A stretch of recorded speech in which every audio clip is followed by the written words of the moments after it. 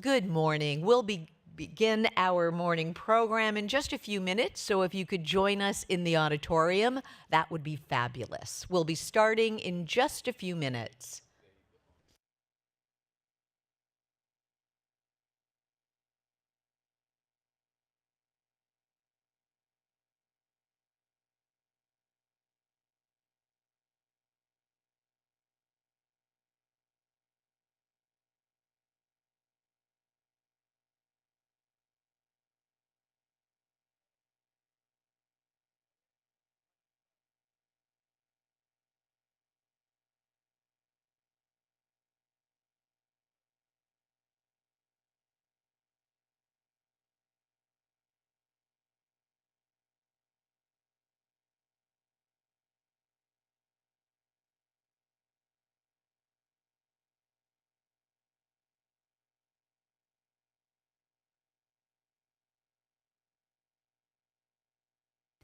Good morning. Our program will begin in just a few minutes, so please, if we could get you to join us in the auditorium.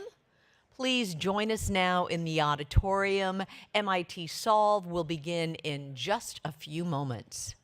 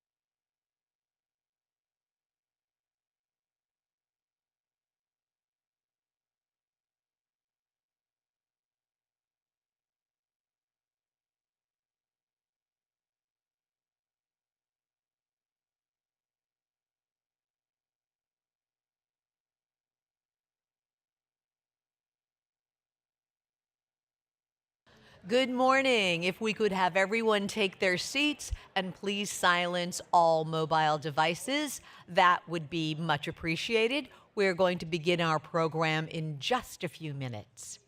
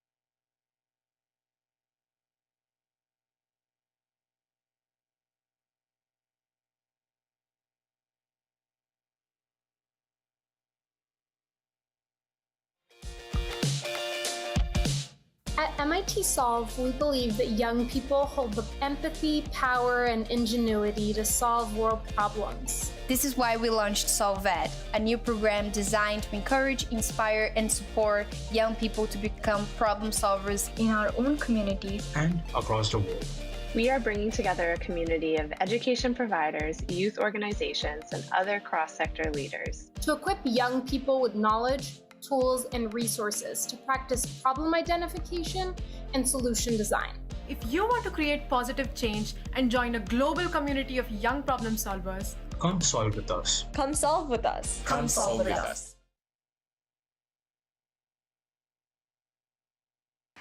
Please welcome to the stage Eatayo Ogunmola, CEO, Utiva, and a member of the judging panel for the inaugural Solve Ed Youth Innovation Challenge. Thank you. Hello, everyone. Welcome to the closing plenary and to what I actually think is the most exciting segment. I am personally about to officially announce to you and introduce to you the Solve Ed Innovators, the winners of the first ever Youth Innovation Challenge. My name is Eatayo. I am the Chief Executive of Utiva. Utiva is a technology workforce development company that helps Africans to learn advanced technology skills and move into new jobs. We partner with companies to help them train and also hire the best talent on the continent. Utiva is a solver team, and so it's a pleasure to support the next generation of young problem solvers. Solve Ed encourages, inspires, and also supports young people to become the community changers and also to change the world. It was launched in May 2021.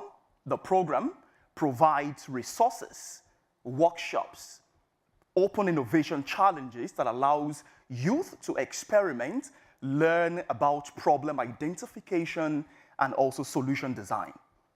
It is run and generously supported by our sponsors, the Modridge Family Foundation, HP, EY, the Richel Foundation, the Paulsen Social Innovation Prize. Of course, if you would like to support young innovators like these organizations, please join us.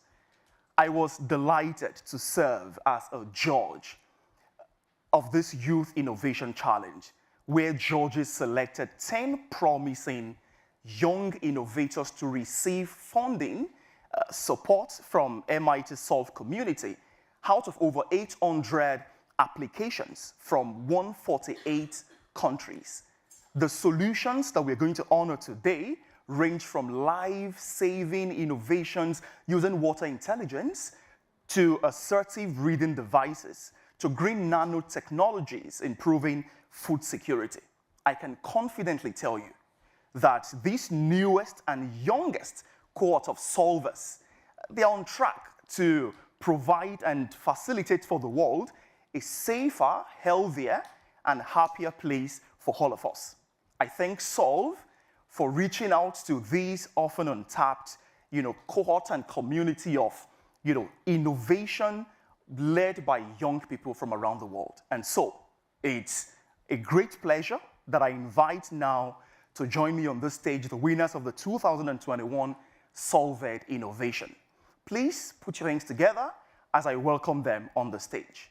Welcome to the stage, Solve Ed 2022 Innovation Solvers.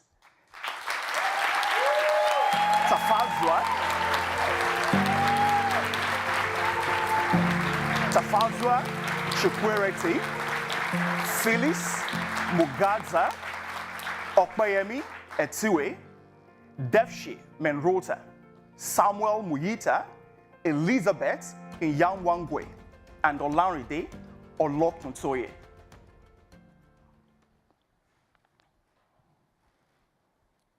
We are Solve Innovators. We are supporting smallholder farmers in Zimbabwe through providing on-the-go extension services via automated WhatsApp chatbot, using simple channels for maximum impact, but also leveraging artificial intelligence and machine learning. We innovate to bring change, and because we know we can destigmatize through design. When I realized that too many menstruators were excluded from the market for period products, I knew I had to become an advocate as well as an entrepreneur. Some of us were inspired by friends and family, others by the warnings about the future of our planet. When I saw the 60 million underserved and unreached mentally ill in Nigeria, coming up with a solution was imperative. All of us took action because we were moved to do something. Our solutions tackle a broad range of topics, and together we're already impacting the lives of over 520,000 people across 6 countries around the world. And even though we are from different countries and communities, backgrounds, and experiences, we share similarities. We know that by tapping into our interests, relationships, skills, and passion, we can support our communities and impact our climate by reducing on the food waste as a result of low shelf life of fruits and vegetables. We know that we can lend a helping hand because we are so different from one another ourselves. We work with technology to help those most likely to be left behind, and our international experience begs of us to leave the world a better place than when we entered it. We are restoring hope and inspiring vision to the blind and underserved. So please join us as we work together to do the work that we've been called on to do, as individuals, as peers, as solvers.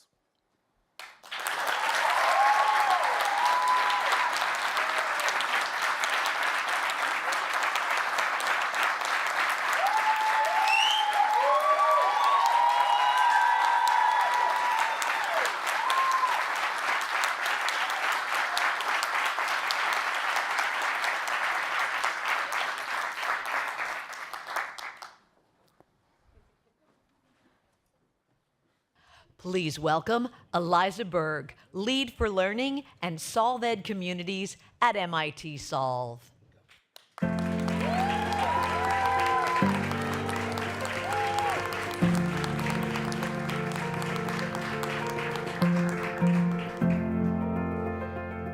Good morning. How about those amazing Solve Ed innovators, right? It's such a great way to start off our closing plenary with that amazing story of us. As lead of the Solve Ed communities, I have the pleasure to work with these younger leaders that you just heard from, who are really working to solve some really difficult challenges. It's so reassuring to see and acknowledge the hard work that they're doing every day.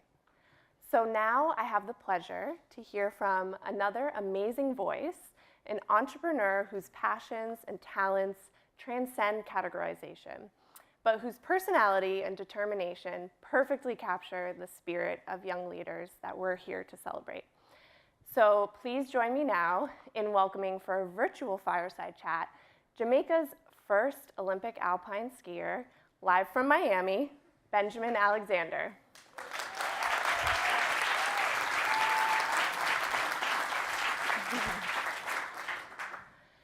So Benjamin, welcome. So good to have you here.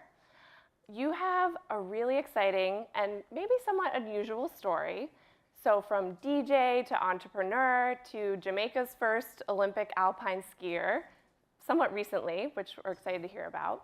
It's really remarkable. So can you tell us, would you ever have guessed that this would be your life's path? And what do you think brought you to this point? Yeah, no, I could never have imagined that I'd be sitting here talking to the students at MIT. As Jamaica's first alpine ski racer, as a young child growing up in England, skiing was something that just existed on TV. And I don't think there's any crystal ball that would have you beginning a sport, especially something as challenging as alpine ski racing, age 32, and then going to the Olympics at the age of 38, especially not for Jamaica.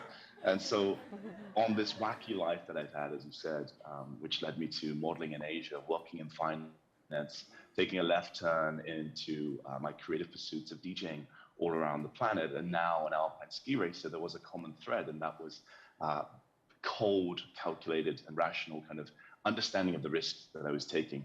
As a high school student, I dreamed of studying at MIT, like you guys in the room. I had to settle for the Imperial College, where I studied electronic engineering. And I've always used that engineering mindset to kind of approach all of these crazy missions in life. Now, there have been many chance interactions along the way that have helped me to get here, and I think we can all look back at our lives and think of those moments that lubricated our pathways to get to where we finally got. But I was just realistic about my goals all the way along. I'm very good at setting arbitrary goals that just continue to compel me to pushing forward in those hard days when my body is aching from all the training, from a cracked rib, and just forcing myself to keep going forward in spite of adversity, such as the 2 years of training through the pandemic to finally qualify for the game. So yeah, perseverance is the big thing that got me here on this mission. Amazing, yes. And I think for the young leaders that we just heard from too, very much aligns with some of their stories and their experiences. So we're talking about young people who are acting swiftly, acting strategically towards what they see to be solutions to some of the world's greatest challenges. So you've seen the world from many different angles and perspectives. What have been some of the more inspiring or urgent calls to action or movements that you've come across, and what really resonates with you in those?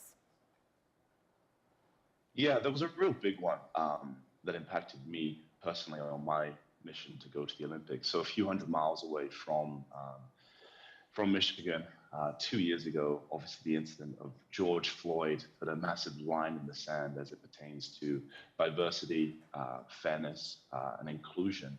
And this had a huge impact on me. As I said, I was training in Wyoming, so not much diversity in Wyoming. I was a skier, not much diversity in skiing. And I was in an elite segment of skiing, that's alpine ski racing, where there's literally zero diversity. And that was normal. That was the norm for everyone until that moment. Almost within days of George Floyd's passing, journalists had reached out to me to try to find stories of racism in winter sports, to understand why there was not more diversity in winter sports. I had none of those stories. You can't see right now, but I'm 6'6". Maybe that's why I have no stories of racism in skiing. Brands reached out to me to find ambassadors of diversity in winter sports. And at the age of 37, I became a full-time sponsored athlete. Now, this moment in Minnesota changed my own personal, selfish pursuit of wanting to do something difficult to qualify for the Olympics, into becoming something more meaningful, into becoming an ambassador for diversity in winter sports. And it turned something that I thought was just going to be 2 years of my life into a lifelong mission now to bring more diversity to the winter sports, to bring more Jamaicans, more nations, and just more athletes of color to the next Winter Games. Because of this moment, I already have about half a dozen athletes I think will represent Jamaica at the 2026 Games.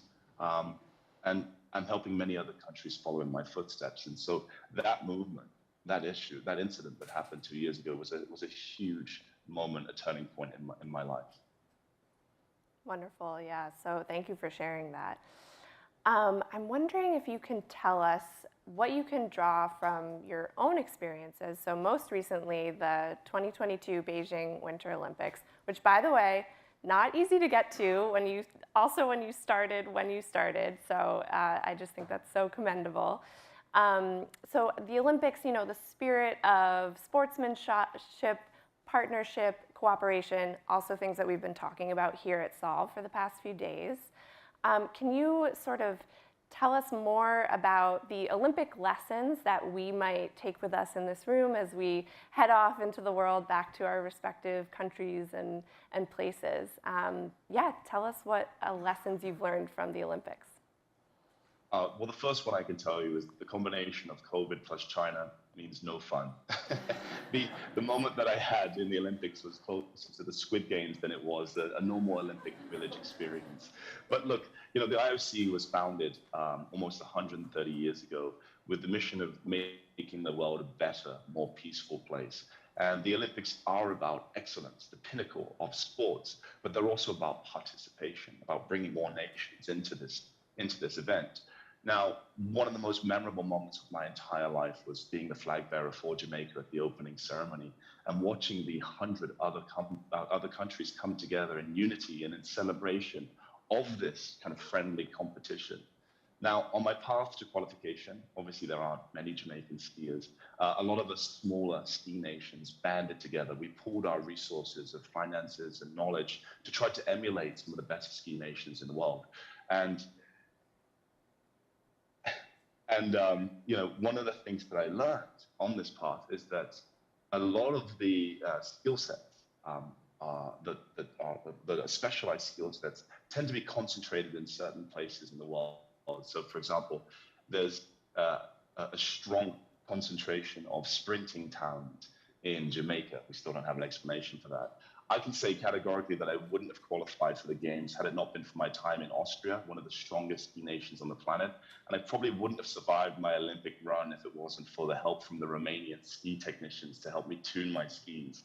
Now, global problems require a global perspective to be solved. And the Olympic spirit is about competition, but supporting one another. And I think that the Olympics highlight our differences, but also celebrate them. And this is a strategy or a spirit that we can and should use when we're trying to solve some of the world's biggest problems. Oh, amazing. Absolutely. I think, yes.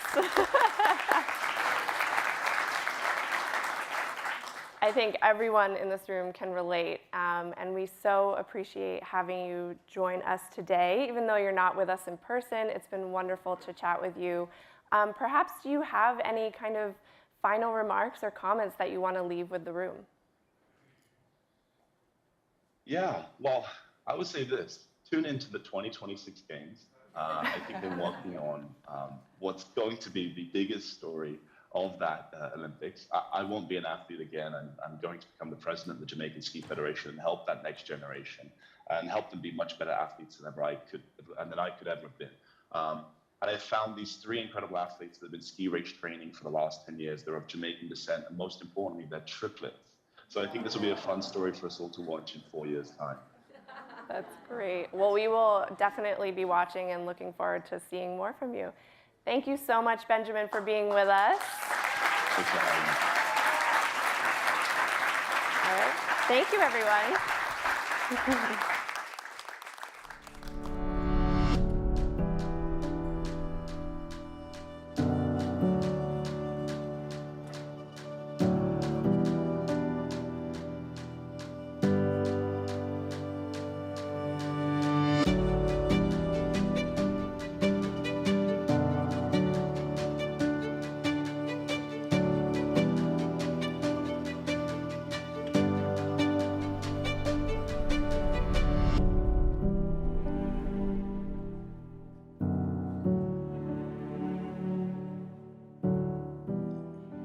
Please welcome to the stage your host for this morning, Global Editorial Director Wired, Gideon Litchfield.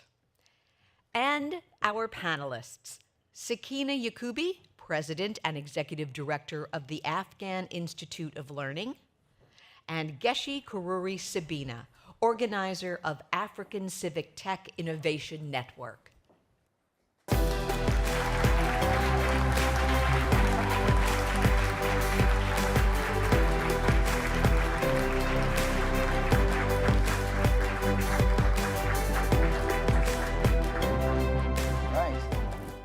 Thank you very much. Hello, everybody, on this last day of Solve. Thank you, Geshe and Sakina, for joining me. We're here talking about young leaders on the horizon. And this topic connects very closely for me to a central motivating question for me as editor of Wired, which is, what does it take to make change happen? I come from the generation that grew up with the fall of the Soviet Union, and we believed certain things about the world. Everything was going to become more democratic, more liberal, more open, more equal, more globalized. And a generation later, a lot of those things no longer seem true. They seem to be going backwards, or maybe they were illusions in the first place. And so it becomes a question for the generation of leaders that are coming up today. How do they approach this world that we're in? They are tasked with a challenge of, in many cases, fixing or even just replacing systems that are much more broken than we thought they were, political and economic systems. How do they approach that task? How do they find the points of leverage, the points where they can affect change in those systems? And how do they rally support? How do they get people on board, particularly in a world where there is a lot of polarization and a very fragmented information ecosystem? How do they get people on to the same page and the same project? How do they overcome the cynicism of people like me? And how do they get the support of an older generation of leaders and supporters and the people like many of those in this room for their projects? And how, ultimately, finally, do they maintain hope and inspiration in a very complicated world? So those are the kind of, for me, the underlying questions that we're examining in this final session. So with me, I have Geshi and Sakina, and we'll talk a little bit about the work that they have both been doing in trying to motivate and inspire young leaders in the places where they work. So I'll start with you, Sakina. You have been building a network of learning centers and schools in Afghanistan since 1995. In fact, you came in just before the Taliban came into power in 1996. You started building. You have worked through the rise and fall of the Taliban, and then their rise again last year. Can you talk a little bit about how you maintain, how you inspire young people and women in particular in Afghanistan, how you give them hope for the future in over a very tumultuous period of time? Thank you very much. Bismillahirrahmanirrahim. First of all, I want to thank MIT because I really believe that this is a floor that every one of the young people can just use as a role model and go around the world and do their work. Where I start and how I work with the young people.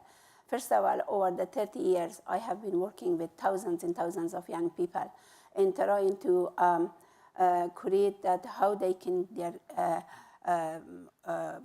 goal focus and how they can reach that goal. And to doing that, I just want to share with you what we have done in Afghanistan. First of all, in 1995, when I was in the refugee camp, I went there and to just look and to see what's going on. And once I got there, and that was the time that when I look around and I saw the situation, and I saw the environment, and I saw the young people, and I saw the hopelessness in their eyes and their way that they were sitting and thinking. And that moment, I felt it that this is going to determine my future for my life, what I'm going to do here. Since then, that was my goal. And working there and finding out that those women and children that was in the refugee camp, they didn't have any hopes at all. And when the human being doesn't have hopes, and then their mind is not functioning, and they are not really having a dream. So how we are going to create a dream for people that they have their dream back, and by educating them. So that was the time that we decided that create a school in the refugee camp. In the refugee camp, creating a school at that time, it was impossible also. And because a lot of people did not want to get education, they did not want, especially women and girls, to be educated. So trying to work our way and negotiate with the elder of the camp, with the people, and try to convince them that yes, education is the issue, that it can help people. So finally we overcome that and we start with education. But starting with education also, it was a goal to work with people. But really, did I want it to work in the area of health? No, really, my plan wasn't to work on the area of health.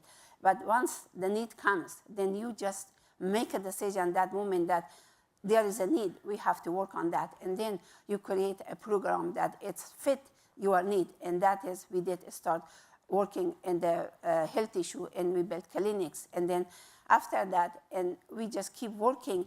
As the need comes, you think about it. You don't just wait to somebody tell you, we want this, or can you do that? You just see the need, and then you act on it. And that is, I really want to share, especially in the area that when you are desperate and when you see the needs that people are starving for that needs. And sometimes devastated situation that makes you to break your heart, and tears comes for your eyes, but you wipe that tears and you just go ahead and you focus on your goal, because you want those people to be educated, you want those people to be empowered, you want those people to be self-defense, you want that people to be encouraged, and you want those people to have determination. And for that purpose, you just keep focus, and no matter which government comes and which government goes, how the program, how the system collapses, you just start from zero ground and go backward. And that's not easy. It's not an easy task, but it needs something that we all must to know, that it's our goal. It's not somebody else's goal. And if it's our goal, it's come from my heart. It comes with love. It comes with, wisdom. It comes with something that I believe in it. And so if it comes from you, so it is you that you are going to make that is going to happen. But if somebody else tells you what to do, or somebody else gives you a project to do that, then that is going to create a problem for you because you are not, your heart is not in it and you are not there. So one thing that my advice for the new generation is that always focus your goal and focus on your goal, and it's be your goal. No matter what it comes, then you can keep going. And that is we have been doing with the young people. Thousands and thousands of young people have been working with me and through different sectors, through education, through health, through media. For example, I never was planning to have a media, and as the need comes, we start having a TV station and we start having a radio station. And also the radio station become like our advertise, because during the pandemic, that was the only way that we could spread the news all over Afghanistan and tell people how to take care of themselves, because people didn't know how to take care of themselves. And the same thing right now, the TV station. And right now we are in crisis. You know that the school in Afghanistan all has been closed, and the people are devastated, and people are dying from all kinds of, abuse. So what we do, we use the TV station, we use our media, we change our curriculum, we shift the curriculum from what was in school to broadcast over the TV, a lesson plan that the students can sit in front of their TV and watch and learn how to study. But yes, there is an issue of electricity, there was issue internet, but we are trying to somehow manage that. Once you focus on your goal, then you work around that and you create things. As an entrepreneur, I always look at things in a different way. It's not just only one strategy. You have to have a vision. You have to have a imagination. You have to have creativity and innovation. And you combine all those things, and then according to that, you just try to work on your goal, and that is the way you reach. We have a youth group. We have a different kind of youth group that they are involved in. They are doing, they are doing like facilitate, going from community to community, building community, because you just start the program by building community, by having relationship with people. People trust you and you trust them. And from that, then you go on. Because if you don't have the people behind you, you could not function in those countries, especially in a harsh country like ours, that every day there is a system is changing one from the other. And some group come in with us and they want something for themselves. And then they leave and the other group come in with us and then they want something else. It's a power struggle. So we are sitting in our corner and we focus on education in our youth, because I believe in youth. I see the potential. I love the youth. Somebody asked me that a few hours ago, that how do you get courage? How do you do your work in such an environment? And I tell you one thing that it's given me courage. It's my faith. And the second thing, looking through the young face of those people, young generation, they give me hope. They give me energy. They give me energy that I just keep going. Otherwise, in my age, these days, right now, my program is functioning inside Afghanistan. 1,200 people are working. We have reached 14.5 million people in area of education, in area of health, in area of advocacy, in area of legal work, and also food distribution, humanitarian assistance. We were not a humanitarian organization. As the needs comes, we just act on it. That is my final point for the young people, that don't wait for something to come. You just act on it on your stake, and also know that you will be able to do it because you are focusing on it. And so we were not humanitarian organization, but as the need comes, we start working on it. Thousands and thousands of dollars we gave as a human assistant for shelter, for clothing, for food, and we are running the same thing still. Right. They certainly give you a lot of energy, definitely. Thank you. Thank you very much. Thank you.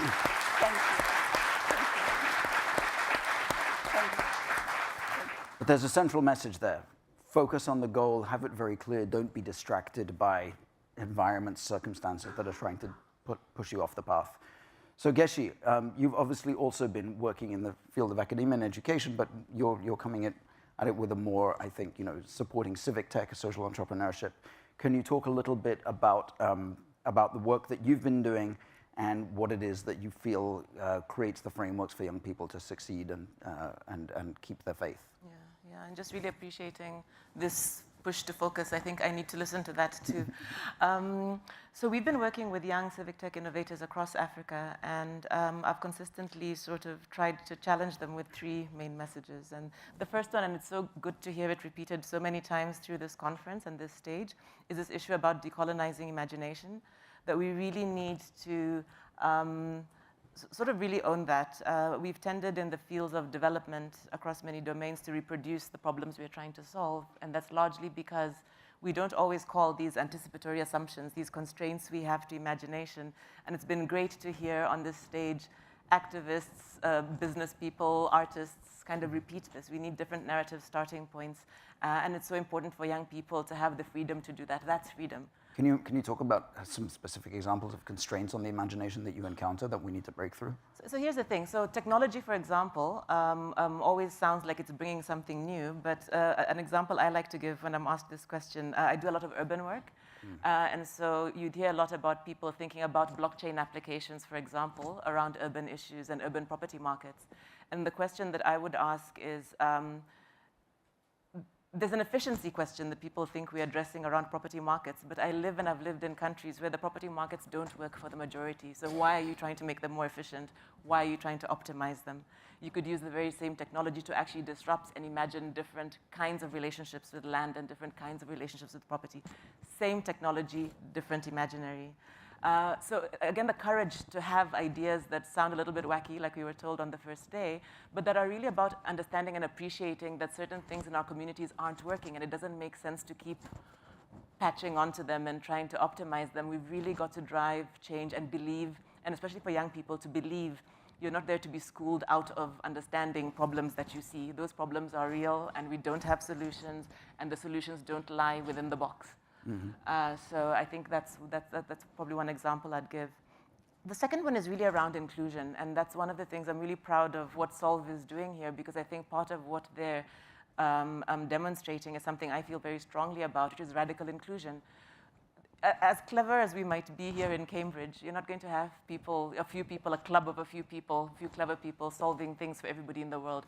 There are too many problems, they're too complex, they're too contextual. You've got to really unleash genius everywhere. And we've systematically, again, put in too many constraints to thinking about how innovation happens. And I always say inclusion can't be the goal of what we're doing. Inclusion has to be the process of what you're doing, who's doing it, and it has to happen not in one place, but in many places. We've got to work together. We've got to center humans, but we've also got to center participation and inclusion in the process of doing things. Again, the technology enables us to do that may have seemed difficult previously. And I love in the civic tech space that I'm seeing that spirit, the spirit of understanding that you don't solve for people. And the last one is really a difficult one for young people, I think, is the issue of institutions. So often, even if you could think new things and do things differently, you come up against institutions that don't want to change, won't change. That inertia is powerful, it's frustrating, it can beat you down. And we've got to deal with that. And I think organizing in different ways, I think engaging, flattening those hierarchies, challenging those hierarchies, advocating has to be part of what you're doing. You can't just develop solutions and win with that, because you're not then changing the game, and the rules of the game have to change. So yes. I'm not just for the unicorns and the darlings and the champions. We need, and I think I've heard a few people again allude to this, you've got to raise a whole community. And to do that, you've got to shift the institutions. I think, so this is a question I'm going to come back to later in the next panel with Thanasi, but it's, I think, the perennial dilemma of any young leader or change maker. How much do they work outside the system, and how much do they try to work within it? How do you do inclusion, bringing in the new voices? How do you work with the institutions without the institutions taking over or reshaping or breaking down the way that you work, or forcing it into their own frameworks? Well, Just I give you an example. For example, right now the system is a way that they are completely ban education for girls, and no girls can go to school. But to really talk and negotiate your way around, it takes innovation and imagination, and how to do it that not be affected and not be killed by it. It is is a issue that it's a very delicate issue, but then it's involved thousands of people life on that. So we try to say, okay, we had the curriculum of a school is going to school. We had set up a school, many schools. We have children going to school. All of a sudden, everybody has to sit home and not go to school. So what we did, we said, okay, right now we have Women Learning Center. Women Learning Center is an app that all the women come and learn a skill, and they be empowered, and they are learning literacy, all kinds of things. So, and it's taught by women. So we saw that that is open. As soon as we said, okay, now we create the curriculum of a school, integrate into the curriculum of Women Learning Center. And we did that. As soon as we did that, in a matter of 2 weeks, thousands of young girls poured into our Women Learning Center. We were ready for it? No, we were not ready. Did we have a finance for it? No, we didn't. But did we wait for it? No, we didn't wait. We said, okay, this is the curriculum. We developed it, and we integrated it, and we opened the door for people. We have 632 Women Learning Center in 16 provinces of Afghanistan. Every one of them, we said, okay, let the girls get in. All the girls in Afghanistan are going there? No, it's just a minority, very little. But we let the door open, and then we said the fund is going to come, and we look for it. And as soon as we did that, people's mind was like this. And our young people especially, they got so excited, they got so involved that everybody who were devastated, who were crying, men and women, not only women, men and women were crying, they were running away from the country, they didn't know what to do. They get into the women's center and they come. And so we said, we create another center for men, they can come and learn. And that is the way you work your way, because you don't wait for the system. Otherwise, the system will never allow us. And even the previous government, 20 years of 2 new government that we had, they didn't do that much for our country. And billions of dollars went to Afghanistan. Nobody did anything for Afghanistan. So the point is that they are struggling for power, and they are getting after that chair. But we, as a social group, we want to really find something that is good for the public. Yes. We are reaching the unreachable. We are reaching the poorest of the poor. For example... sorry, I would love to give Geshe just a little word in edgeways on this, because we're almost out of time. But no, I think I completely support that. It's so difficult. I spent 20 years trying to work in big institutions because I wanted to make big change, and you think that that's where you do it. And then you learn a lot. And you get beat down, and you get beat down. And a lot of what I'm trying to do now in my slightly older, more jaded years, is in a way to use the relationships, because I was able, I suppose, by working in the public sector, to develop certain understandings and certain relationships. And a lot of what I try to do now is almost to intermediate, to link into those, to support the civic work of people who don't have that access, because I do believe we have to change those institutions. Otherwise, it's kind of pitting things against each other, and you're constantly just battling. And I think there has to be a different relationship. And at least in many African countries, I think that's kind of where I see the opportunity. Work outside the system, but understand that you also have to leverage and you have to shift that system. It's got to work for the people. yes, I'm really sorry that we are so out of time so quickly, but it's wonderful having you both on the stage. Thank you so much.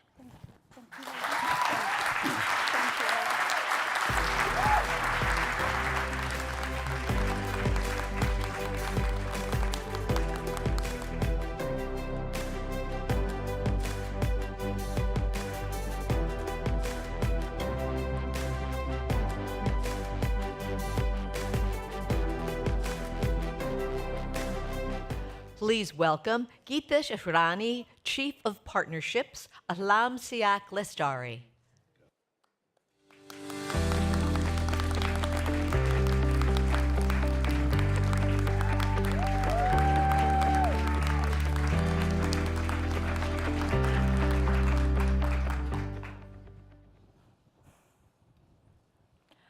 During this global pandemic, we are all thinking about our immunity. I'm Geeta Shahrani from Alam Siak Lestari, Indonesia, and I'm also thinking about the same thing. Not only my own immune system, but the world's greatest immune system, the 16.1 billion US dollar worth of immune system of our peatland, the greatest carbon storage out there. This is the amount that Indonesia had to suffer during the Great Fire incident on peatland in 2015. Since then, the government have actually issued strict regulation in order to protect and conserve the peat. However, at least 35% of communities that's living within and surrounding the deep peat ecosystem in our district in Siak, Riau, is still struggling to find livelihood options that are peat-friendly, including Pak Sudin, one of our villager in Rawa Mekarjaya village. His other options are planting palm oil or acacia, where he'd have to drain the peat, making it a big fire hazard. One thing that Pak Sudin and majority of the peat community has in common is this in their backyard, the canal blockage that are normally treated as dormant village area, but is actually critical to maintain the peat water management, to prevent fire, and actually, if you keep species there and keep it healthy, you will boost the protein level. Now, through Hill Fisheries, we actually leverage on this asset, and we try to promote community livelihood by having value-added products from peat-friendly commodities. One of this is fish. And we target health and nutrition sectors, implementing native peat species products that are also friendly to the peat community. In our company, local communities are becoming executives, they're becoming scientists, they're becoming producers, and even the shareholders. Hill Fisheries develop methods to cultivate peat not only from the regular ponds, but also fish directly in the peat conservation area. In parallel, we are inspired by the local tradition of where the community would steam the fish and get benefit for post-surgery remedies and also immune booster. We built low-temperature distillation method to extract protein and albumin from the actual fish, keeping it alive and keeping the peat also healthy. Now, we are also treating our waste in a circular manner, having it as natural fertilizers for the surrounding villages. We're also promoting our method and our technology in the surrounding villages, making it a movement of STEM education. In 5 years, we aim to expand to at least 3 more local innovation centers, integrating at least 10 more fire-prone villages around the area, and protecting at least 16,000 hectares worth of peat area. We are Alam Siak Lestari, a proud community enterprise from Indonesia. We protect peat, we boost local economy, and we heal nation. We are providing you with the options of protecting our immune system while also protecting our ecosystem. Thank you.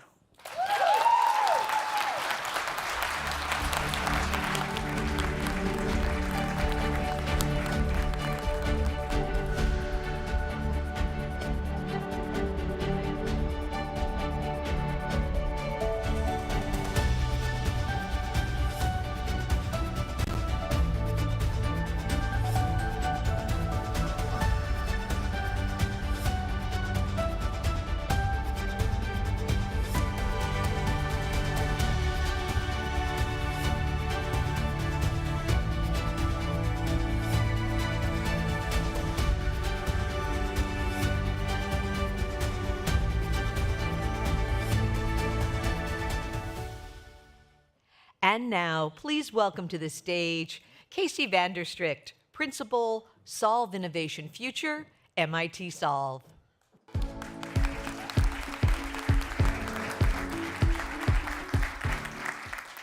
Hi, everyone. Thank you for being here today. We launched Solve Innovation Future in 2019 to support solver teams in their efforts towards scale. Structured as a donor-advised fund, we make seed and Series A investments in solver teams. We work hard to meet the needs of these teams, structuring entrepreneur-friendly investments, acting as an impact-focused co-investor, but-for funder, and debt provider where appropriate. Our goal is to provide flexible, risk-tolerant capital to amplify impact and accelerate growth. I'm proud to share that in the 24 months of our active investment, we've made 8 investments, and excited to announce that as of today, we have 2 additional investments joining our portfolio and our family. 2020 solver Smartfish, who use a value rescue model of fishing to improve fisher livelihoods, conserve marine ecosystems, and offer responsible choices to consumers. 2021 Solver team Macarize is also joining the family, a distribution central command for pandemic response. AI technology predicts system capacity and makes recommendations to optimize the allocation of scarce health resources.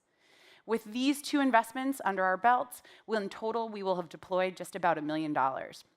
And we're especially proud that for every dollar we've dispersed, we've catalyzed 4 towards our investees. We're headquartered in 8 countries, and our investees have raised more than $40 million in the past 12 months. We've served over 9 million individuals, and we're really just looking forward to the next step of this journey, and we hope that all of you can be a part of that with us. Today, I'm excited to introduce you to one of our new investees, Javier Van Collert, CEO of Smartfish. Please join me in welcoming Javier to the stage.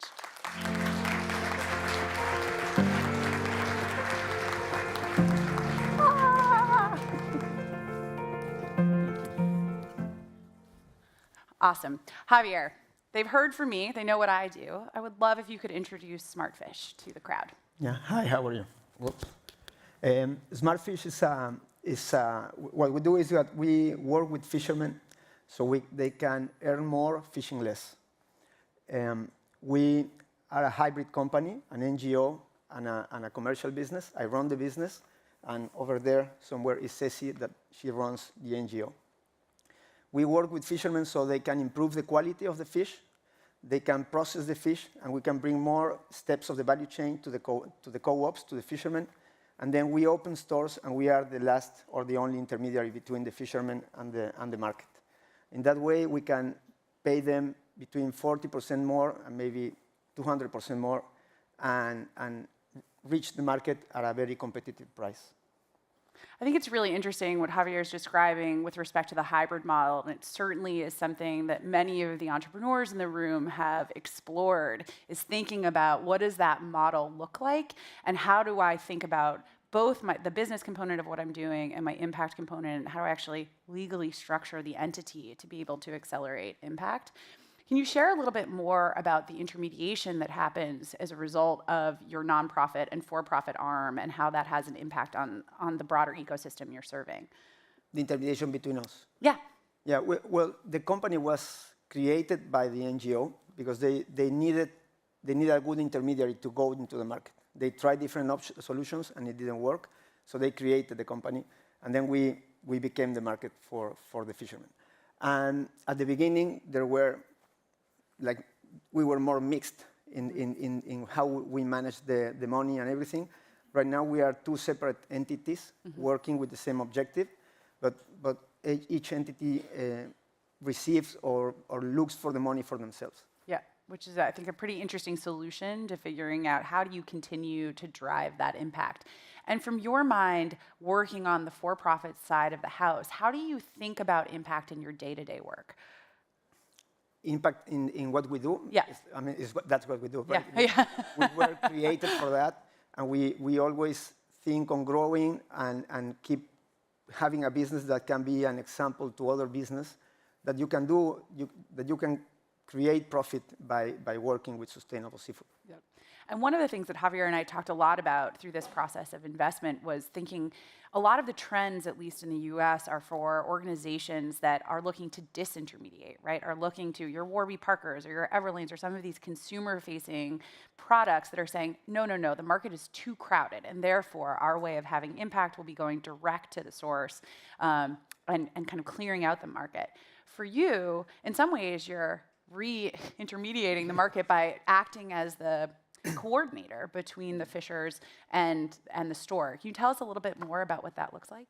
Yeah, we believe that intermediaries are necessary, but we need to change the way the intermediation is done. The intermediary is very important in the value chain, and they have to exist, but they have to become good intermediaries. They have to work more transparent, with more transparency to the producers. They have to build a model that will leave more money in the producer side and not in the intermediation side. Yep. And how do you pitch that into investors? When you were thinking about raising capital and you're describing this, how did you pitch that story? I usually talk about what we do, and show them that we have a very traditional model of business because we have stores, physical stores. But I always ask them, for patient money and a low interest rate. Because when we want to create capacity with the fishermen, for example, it would take the NGO maybe a year to have to bring a co-op from where they are now to the quality that we need, and we cannot pay for that. And the stores are very, I mean, they produce income, but then you don't have a very large margin. So we ask for capital that is patient and low interest rate. Yeah. And how did you find, we know how you found Solve, and I think one of the fun parts about our investment that I'll share with this group is that we've co-invested with the Conservation International team to help drive more dollars towards Javier and Cecilia and the work that the Smartfish team is doing. How did that, talk a little bit about how that partnership developed? Well, we started with Solve working, and we met people from Conservation International at another place, and they were willing to look into our model and to lend us money. And they lend us $400,000 to open stores, and we have agreements with them about impact metrics that we have to cover. And then when we were at Solve, we were talking with you all the time, and you were very like you were always listening to what we need. You never said, this is what we do, and you have to fit in that model. So you were always listening, and then sometime when we got the Conservation International, then everything just speed up, and we got the money from Solve. Yeah, and from our perspective, having investors that are aligned, we know that makes it easier for you, and we believe that makes it easier to run the business and scale and hopefully achieve the impact goals that you're doing. Yeah, I don't think we can scale without that help, without the money. Right, right. So tell us, beyond the money is obviously the necessary, it's not sufficient. What would you say to other investors in the room around what partnerships and what support you can provide beyond the well, connections, learning, there's a lot of things. In 2021, we were named one of the 50 best SMEs companies in the world by United Nations. Yeah. And I think it had to do that we were part of Solve, and we are a big corp also. Yeah. But there's a lot of connection, there's a lot of learning. Just by being here, we are learning a lot. So I think that's even not more important because we need both, but they have to go together. Yeah. And I think people that will give you money, but will give you other things like will join you in the journey will be great. Yeah. Well, we are really excited to be on this journey with you. Yeah. We are honored to be a part of the Smartfish family, and we're excited to share more of our investments with this group in the future. So thank you so very much for working together. Goodbye.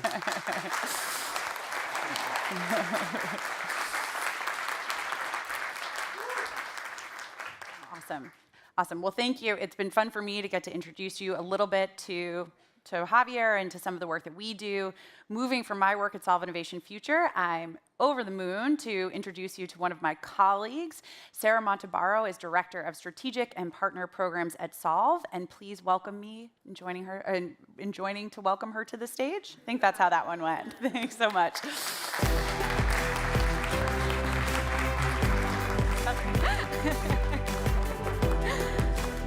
Thank you, Casey, and congratulations to the Solve Innovation Future organizations. On Solve's Strategic and Partner Programs team, we also have the pleasure of working with some equally fantastic organizations through our custom challenges. This is where we leverage our best-in-class methodology from Solve to host bespoke open innovation challenges.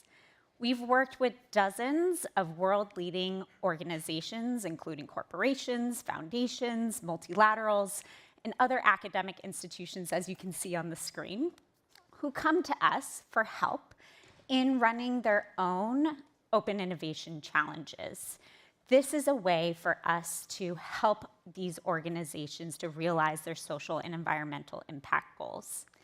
To date, we've brokered over $30 million in committed funding through our custom challenges to entrepreneurs from across the globe.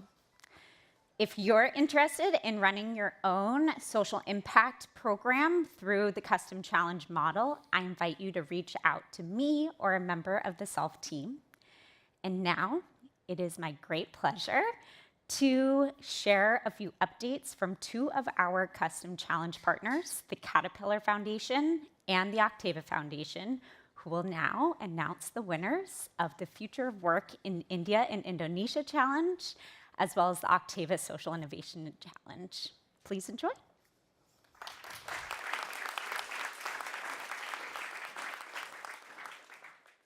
Hello, Solve at MIT.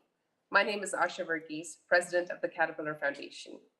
I'm delighted to be here today to announce the winners of the Caterpillar Foundation's Challenge on the Future of Work in India and Indonesia.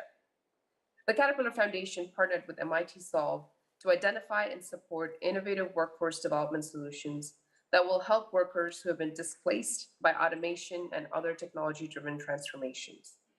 Our judges have been hard at work, deliberating and selecting a group of outstanding finalists and now winners. These winning teams meet the challenge of enabling workers in India and Indonesia to participate in the economy of the future, from upskilling women from their homes to gamified skill acquisition for garment workers to industry-relevant vocational teacher curriculums. Without further ado, I am thrilled to announce the 5 winners: Shimmy Upskill, Colas, Pratibha Screening and Training Tool, Rani Jobs, and Asia Initiative's Upskilling Cascades. A huge congratulations to all who participated in this challenge, especially to our winners who will receive funds from the nearly $400,000 pool and a tailored support program to further their impact and scale their solutions. On behalf of the Caterpillar Foundation, we are excited to work with you. Hello, Solve at MIT. My name is Raman Sidhu. I'm part of Octava Foundation, a private grant maker based in Singapore. I'm delighted to announce the winners of the Octava Social Innovation Challenge, which asked, how can EdTech solutions improve learning outcomes for underserved learners in Southeast Asia, while being affordable and accessible? We are humbled and inspired by over 120 applications received. 10 exceptional teams were selected as winners. Each winning team has received $50,000 in funding and a 10-month support program implemented by MIT Solve. I'm thrilled to introduce the 10 winners of Social Innovation Challenge by Octava. In no particular order: Bookbot, Cerebri, Toyobi, I Can Do, Kipin ID, Qubits, Let's Read, Pandai Education, SparkKit, last but not the least, Pemimpin and Inspirasi, training school leaders in Malaysia and Indonesia. Congratulations to the team, and we look forward to working with you in the coming months ahead.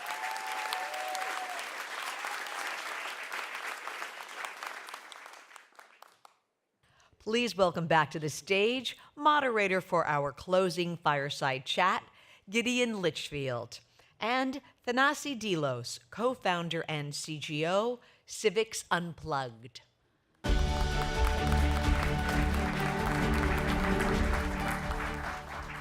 All right, hello and welcome back again. So Thanasi, you are leading a movement for social change, civic engagement, and what you're doing is enabling young people to form projects that are around civics and civic education. And, well, I don't know. Why am I telling people what are you doing? You tell us what you're doing. What are you enabling people to do, and can you give us some examples of the kinds of things that they're doing? Yeah, for sure. We are all about a term civic innovation, right? I think that the term activism or the term civic education have these contexts behind them that people's brains automatically snap, and they're like, okay, I know what you're doing. It's not that interesting. It's been done over and over again. Move on. Civic innovation, though, is this idea that a young person or any person can find where their passion and their individual skills align with their community's needs so that they can truly make change. It's all about emerging technology, it's all about new forms of education, and it's all about giving agency to young people. And so Civics Unplugged works in all 50 states and 74 countries around the globe. We serve 1,000 fellows a year through our Civic Innovation Fellowship Program that teaches not only new systems and new ways to make change, but also teaches personal development. A lot of these young people are operating in silos. They don't think that there's any other young people that are doing the same work that they're doing, that care about the same things that they're doing. And so we're all focused on giving them a community and the personal development skills so that they feel that they are able to be leaders, either right now or 10 years from now. And then after they graduate from the program, we give them grants, no matter where they are in the world, to pursue a civic innovation project in their own community. A lot of what Civics Unplugged is giving the power to the kids. So the grants are all decided by the Civics Unplugged community. It's a democratic vote. That's where the funding is distributed. I have no say. I have like one vote, which sometimes sucks. Listen, these young people know what their communities need. They are the point of contact. I don't know what communities anywhere other than my community needs, and so I shouldn't be the one deciding what these kids are doing and how the money is spent. So we give them the money, we give them the mentorship, the agency, but after that, it's up to them to change the world. So that's CU. And what kinds of things are they doing? Can you give us like 2 or 3 examples? Yeah. So in our first cohort, we had this wonderful human, Zoe Jenkins, who's actually coming back to Civics Unplugged to work with us over a couple time off from college. She started a youth-led diversity, equity, and inclusion fellowship and curriculum that started in Kentucky, because that's where she's from. It expanded to the US through CU's network, and then Civics Unplugged went international by mistake, which is another story. But her organization, DICE, started serving young people in Southeast Asia, because the fellows from Southeast Asia saw Zoe's curriculum and saw what Zoe was doing in CU, and were like, we can use this as a foundation to solve some of the problems that we have. And so we funded both DICE United States and DICE South Asia. Both are still running. We have young people working on distributed voting and decentralized voting technology that helps people access polling and vote online. We have young people working to get people to the polls, traditional democracy work. And then we have some really fascinating things in regenerative economics, regenerative agriculture, and farming that young people are focused on. There's a lot of work in distributed technology, blockchain, Web3 that we fund. So it's pretty much all over the place, but all led by kids under the age of 21. So what is the... Hey. What do you think is the unmet need that Civics Unplugged meets? What is it that you're making available to kids that they're not able to get from any number of other funding organizations or philanthropies or whatever? Yeah. I think we have all recognized, especially the folks in this room, that there are problems we need to solve. That's not a very insightful comment that I've made. Everybody knows that. But what we haven't solved are the underlying issues. If we want to solve these new problems, we have to give the power to people who understand new technologies, social networks especially, and how the world is changing. And those are the young people. However, my generation is the most probably depressed, the most affected by mental health, the most disconnected generation that has ever walked the earth. And so when you look at all of these organizations, funding is great for young people, but what's really also important is community and agency. Civics Unplugged strives to connect these young people and make them feel that they are working together to solve a common issue instead of working in silos. It's one thing to give a bunch of funding to a young person and say, well, we helped you change the world, but really we need to be tackling these underlying issues of a lack of community among young people and among everybody, a lack of trust in our systems and in each other as people, a lack of faith in ourselves and our personal ability to do things. And so Civics Unplugged at its core is solving a crisis of community. We are trying to be the community for young people that want to provide community to their friends, to their towns, to their cities, to their countries. When we were talking earlier, you talked a bit about this question of trust. And you said there is this problem of distrust that traditional philanthropies have towards young people who are looking for funding for projects. Yeah, I think all philanthropy and all just financial exchanges right now operate in the assumption of distrust. They assume that everybody is being a little bit snaky on the back end, which I mean exists for a reason. But when it comes to funding youth movements and funding social change, there needs to be trust on both sides. There needs to be trust from the philanthropy side or from the funder side, but there also needs to be trust the other way around. And so when I think about what we need to do to make change, it's a lot about my personal story. I would not have founded Civics Unplugged had it not been for 2 adults in my life who gave me trust and agency. They never gave me money. They never gave me a dollar, but they allowed me to have faith in myself and believe in myself to take a huge risk. And what Civics Unplugged is trying to scale that to all the kids that we serve. And so when a philanthropy is thinking about funding youth movements, it's not just about the money, but it's also going to each individual person you're funding and saying, we're putting our network behind you, we're putting our name behind you, and I personally am putting my energy into making you succeed. Because that feeling in a young person is priceless. You can't, no amount of money does that for a young person. But everybody in this room, I see a lot of adults and a lot of young people. If you turn around and you say, well, what's one young person in my life and how do I make them feel that they can change the world? That's the biggest thing. Right. So it sounds like Civics Unplugged is saying to young people, we're like you, we believe in you, here's some support, go away and do something wonderful. And then some of these people are going to build projects that then grow. They're going to start seeking funding probably from a wider range of more traditional sources.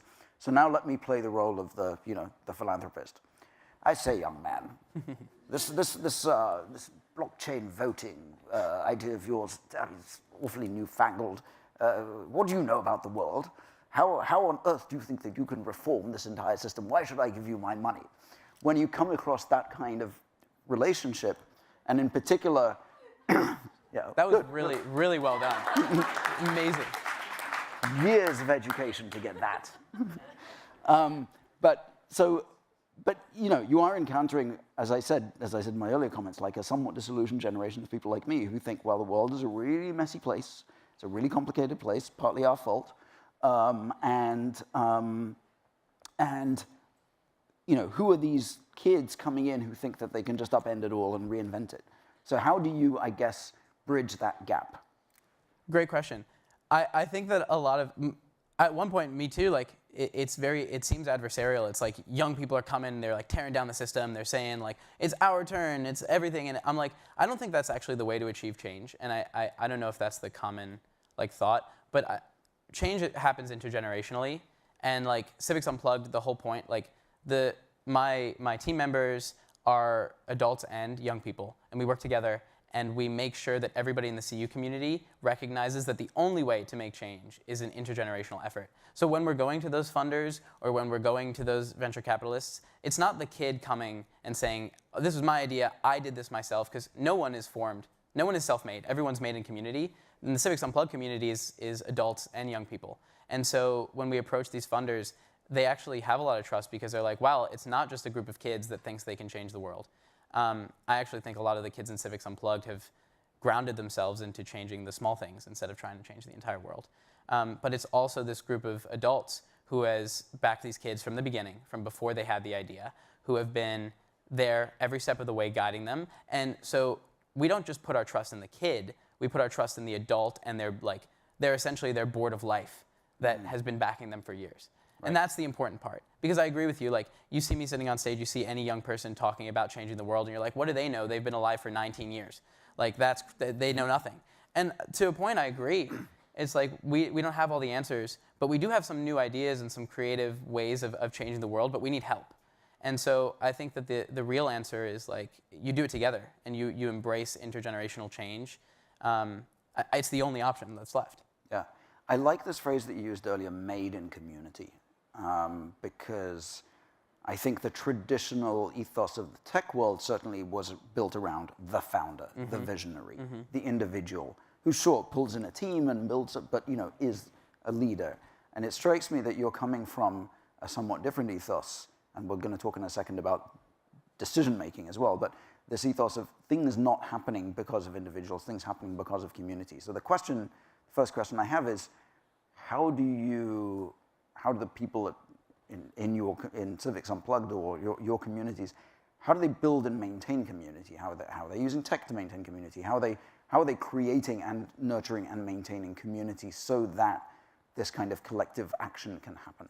Yeah, I think that the ethos of the founder was like such a great story, and it caught people's attention. But in reality, like any of the great founders or non-great founders that you can think of, were any of them self-made?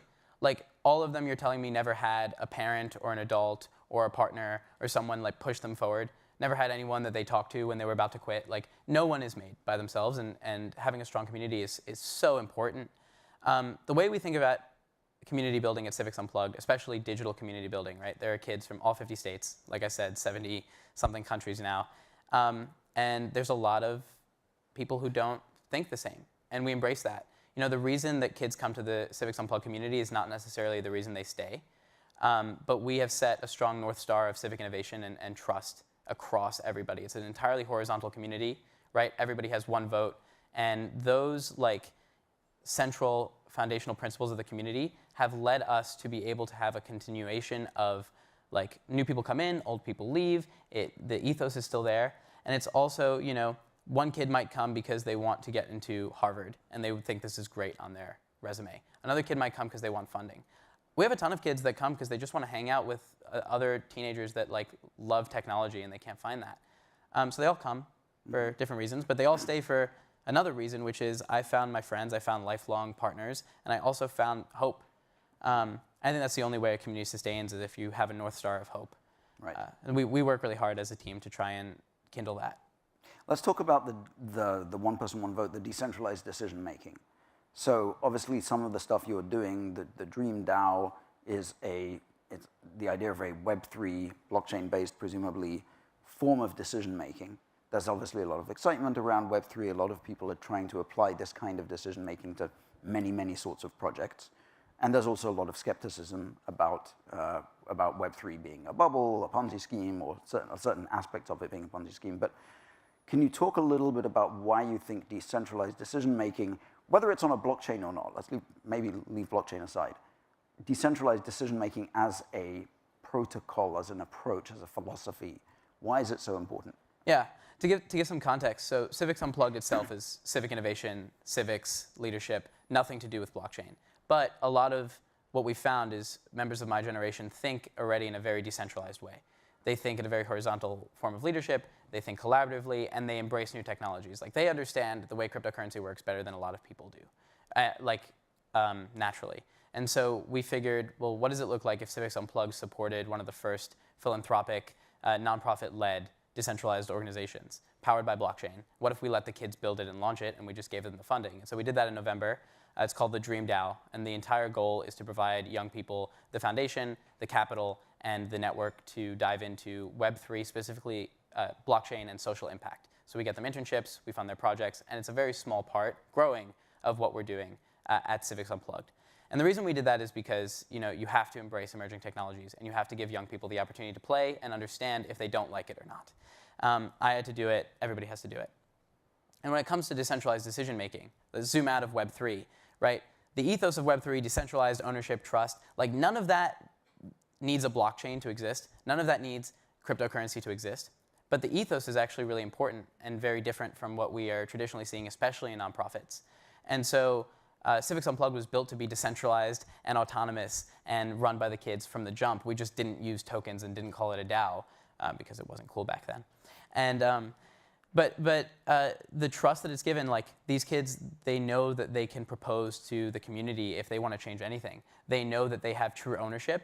And when you give people ownership of a community, they stay. They contribute more. They feel like it's theirs, right? If you're just a kid going through like a high school, think about it. You go through for 4 years, you graduate, maybe you give back, maybe you come back, but you never felt like, I can make this better. This is my school, right? But Civics Unplugged is truly like, it's my organization. It's my nonprofit. So it makes them more engaged. It makes them more creative. And the fact that they know they can propose something, and if it gets passed, we support their work, like it sets the ceiling so high that all of these great ideas are just incubated and coming out on a daily basis. Yeah. I'm going to try to ask you a question I'm not even sure if I can ask coherently.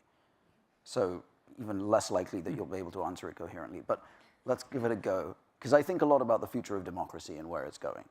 And in particular, in this country, we're seeing the two-party system and everything that it has built increasingly unable to function effectively for the world that we live in. Increasingly polarized, obviously, increasingly stuck trying to take decisions that for the good of a country that keep pace with the change of technological innovation, with the misinformation, all of that stuff. And obviously in the Web3 space, there are a lot of people who think that new technologies can be a way to revolutionize the idea of democracy, to have new forms of democratic participation. So I guess the question I'm trying to ask is, do you have any ideas or thoughts on how the kinds of projects that are coming out of Civics Unplugged might play into the future of democracy, or what kind of intersection there might be with between these very decentralized, youth-led kinds of decision-making processes and the very hierarchical institutional ones that we have in our traditional democratic institutions. Did that make any sense? Yeah, I think. And maybe my answer will be even more clouded. Civics Unplugged and the projects we incubate right now are great, but really we're trying to give young people the freedom to fail and learn early. If you think about founders in the room, philanthropists in the room, just young people in the room, imagine if you started 10 years before you actually started pursuing your passion. Imagine if you started 20 years, 30 years. That's what Civics Unplugged is. And so maybe some of these projects will last 30 years and change the face of democracy. That I don't know. What I do know, though, is that the kids that we are serving will be the future chief innovation officers in their city or their country, or the civic officers in their corporations. And that's what we're really geared up towards. Right? The projects right now, most of them are great and they're amazing, but they're not the majority of Kids Civics Unplugged. We work with 1,000 fellows a year. The majority of them are the first in their families to go to college. The majority of them are living in countries that don't have a democratic system to fix. And so, you know, what we're trying to do is inspire them and set on this lifelong journey. Like Civics Unplugged is committed to supporting these kids until they are 90 and 100 years old. Hopefully we'll be around that long, but it's about giving them the sandbox to spark their passions early, and the funding to spark their passions early, and the network so that they can continue their passions for a while. And so maybe the projects will last, but what we're really focused on is like the individual fellow is a project in and of itself. Yeah. Okay, so that I think you actually summarized what I was going towards, which is what I'm hearing is for people who are watching what you're doing, or who are watching what young people in general are doing, the message is don't judge the project, judge the person. Look at this person's energy, their interest, their enthusiasm, try to help them. If you don't be skeptical about the fact that this person is trying to build some kind of distributed voting system to upend democracy. Look at the efforts that they're making, at that learning process, at how you can support that, how you can support them in becoming an entrepreneur. Yeah, and most of the kids at Civics Unplugged aren't even working on blockchain. I think like a lot of them are working on traditional like interventions in their communities, getting civic education bills passed, making sure their schools are getting funding. One of them just joined the California State Board of Education at 17. Another one of them just gave a TED Talk in Vancouver. Like they're doing traditional change work. Just venture capitalists, right? They say the best investment strategy is invest in founders, right? You invest in the people, people will make the idea work. Why is that not also true in nonprofits and social and civic innovation? My co-founder Josh comes from a venture capital background, and he has been one of my biggest mentors, but also shown me that like if you invest in a good founder, you will always get return. Might not be monetary return, but you'll always get some sort of return. Versus like if you're throwing money at ideas, maybe the ideas will survive, but like you have to invest in the whole person. That's why we teach personal development too. Like young people, where in high school are they getting the opportunity to figure out what their leadership skills are? Where are they getting the opportunity to figure out what their passions are? Where they found their passions? Where their parents guided their passions? They're not getting the opportunity to explore that. And so it's like, in that point itself, it's like avoiding a midlife crisis. It's like we're letting you learn all this now. Right. Great. Wish I'd had that. Could have saved myself so many midlife crises. All right, we've got a few minutes for questions. So there are a couple of mics. Put your hands up if you want to ask a question. And before that, I'm going to ask you one last thing from what we were discussing earlier. We talked about how you yourself navigate the space and the kind of the boundary between crazy and safe, or safe crazy. And can you talk a little bit about what it's been like for you, essentially trying to make your way and to balance, I guess, credibility with the excitement or with the inspiration of what you're offering? Yeah, I think 2 years ago, we started in 2019. If I was running around as a 17-year-old then kid telling people, digital first, civic innovation fellowship for kids, where we also give them part of the decision of where we give $250,000 of capital every year, they would laugh me out of the room, and they did. It was really tough, but I think the paradigm has shifted. Like this entire event, Solve Ed, I was just saying outside, is one of the coolest and most like forward-thinking programs I've seen when it comes to supporting young people and young innovators, because it's not just slapping a logo on something and saying we supported that kid. It's actually investing the time and energy that it takes to develop a young leader from a really early age. And I think a lot of philanthropists, like I've been talking to a lot of funders, a lot of venture capitalists, a lot of just people in general have found that it is about supporting young people early, and it's become a lot easier. And I think we were talking about that safe crazy and like regular crazy. I think it's okay to say really crazy things, and I think it will be continuously okay to say like more outrageous things, but there are still like some things we don't want to touch on, like tokenization of youth movements, right? Like people should be able to ask questions like, I think blockchain's BS, right? Like I think that's all BS, and I think you're wasting these kids' time, and I think that's a valid point. And so I think we're pushing the paradigm of what is the safe, crazy thing to say and like what conversations we can actually have. And I think as long as we're doing that, it's great, right? But there are always going to be things that are just too early. All right, any questions for Thanasi? Somebody. Wow, I'm just that good. Especially back there. Oh, yes, over there. Thank you.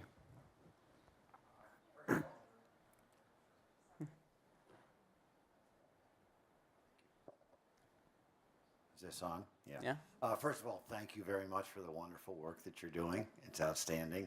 I'm wondering, having been involved in and observed several online voting systems that have failed for forces beyond the technology, like political blockades and other areas of resistance. I'm wondering if you have a perspective on what's going to finally crack the barrier to let's just pick the United States, crack the barrier to online voting in the U.S.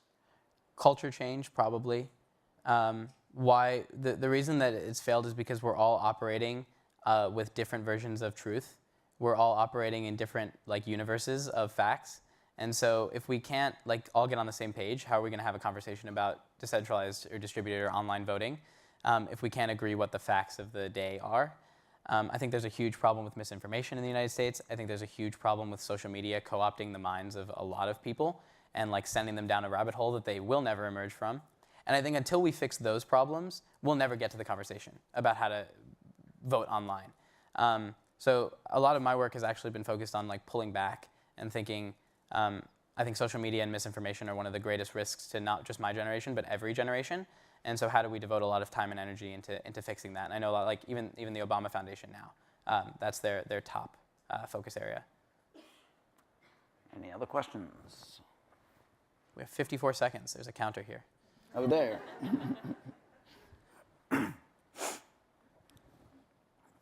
Thank you. Hi. You mentioned when you were talking about resources to support young entrepreneurs about how you talk about it's people, it's financial. Can you talk a little bit about lessons you've learned on the risk side when it comes to, how much is too much, how little is too little, anything on the financial part? For sure. I think what we've learned at Civic Unplugged is that it's not 0 to 100 with a lot of the young folks that we work with. Obviously, there are some unicorns, but a lot of it is starting small and understanding that it's a risk to drop out of school and do this. It's a risk to focus on it full time. They have high school, and so setting expectations and also giving them guidance. A lot of the reasons people go to college is because they need 4 years of guidance. They need structure, and so what we try to provide in high school is a little bit of structural help, advice. We go slow. There's you have $5,000, you unlock $10,000, you follow a path, you set milestones. A lot of things you learn later in life that we're just trying to skip that little period if they don't know that, and we're just trying to get that true. So I agree, it's a huge risk, and that's why we don't just dump capital and leave. You have to invest your time and energy in order to see the fruits come to bloom. And with that, we are going to take our fruits off the stage. Yeah. And let this event move towards its blooming conclusion. Thank you so much, Thanasi. Thanks, everyone.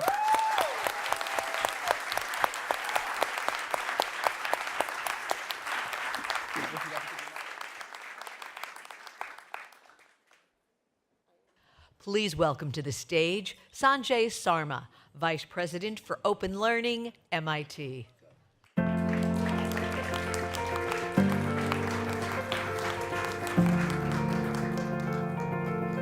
That was an amazing conversation. Can you imagine? Thanasi is 19. I think we're in good hands. But thank you, Thanasi and Gideon. It's also great to see, talking about young people, the great Solved challenge solvers, and all the incredible leaders, young leaders, about to take the bull by the horns as far as the world is concerned. So very exciting. I am on the steering committee of Solve, and it is really amazing to see what Solve has done, connecting socially conscious entrepreneurship, innovation with funders. And if you look at the mission of MIT, it lines up perfectly, which is research, which is education, and innovation. And this sort of happens across MIT. For example, if you look at MIT's design efforts in the developing world, D-Lab. It's all sort of in our spirit. So with that, I'd just like to say thank you very much. Really great to see you all here. Thanks for participating for the last 3 days, and apply for the next Solve Challenge. Thank you very much. Please welcome to the stage for one final time, Solve's Executive Director, Alex Zamuyal.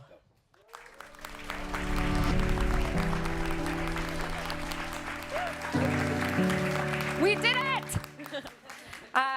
Thank you so much for your continued support, Sanjay, and a big thank you to all the amazing innovators and supporters of every age who joined us on the stage today to celebrate and support the work of young leaders doing the hard work day in and day out. So I hope the last 3 days have been inspiring and energizing in terms of the speakers you heard from, the members you connected with, and the great works our Solver teams are doing.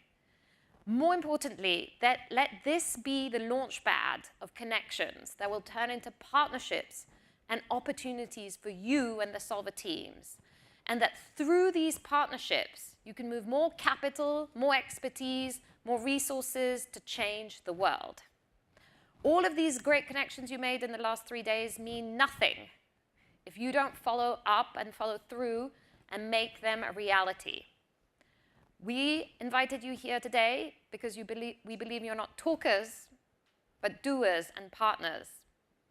Connect with our Solver teams, fund them, mentor them, work with them, and help them do what they do best. Many of you asked how you can help Solve, and thank you for that. It's been an especially engaged group this year. You can support us by getting involved with our 2022 challenges, the care economy, re-engaging learners, climate, ecosystems and housing, and equitable health systems.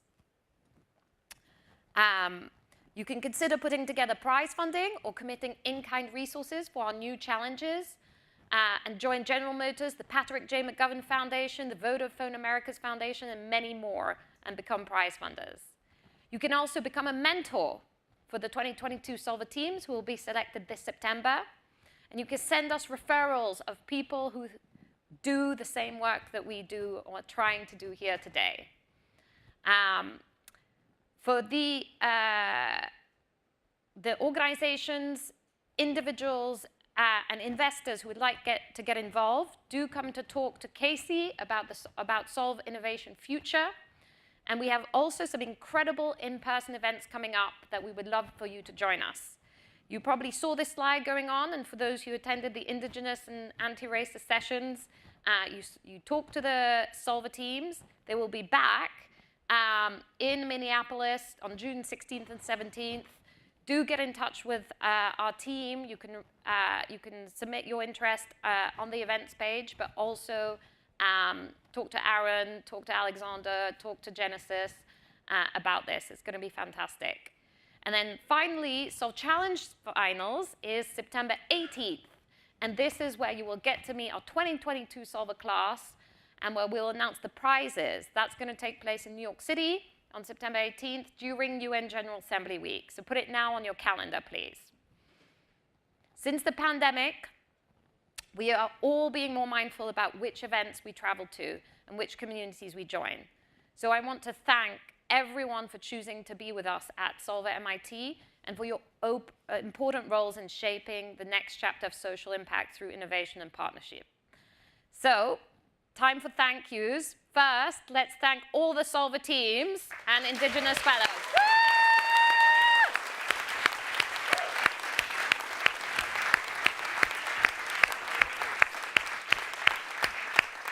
Second, thank you to our amazing sponsors, partners, members, and friends. We could not do this without you.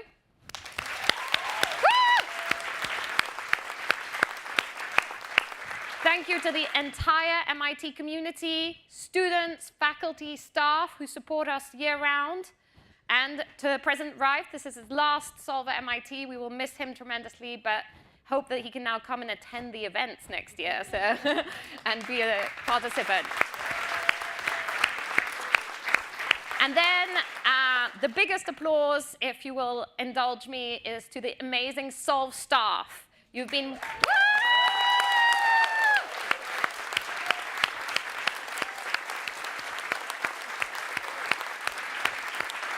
They are still working right now, but they have worked incredibly hard, not just in the last few weeks to bring this event together, but also the last 5 years to make Solve the community that it is today.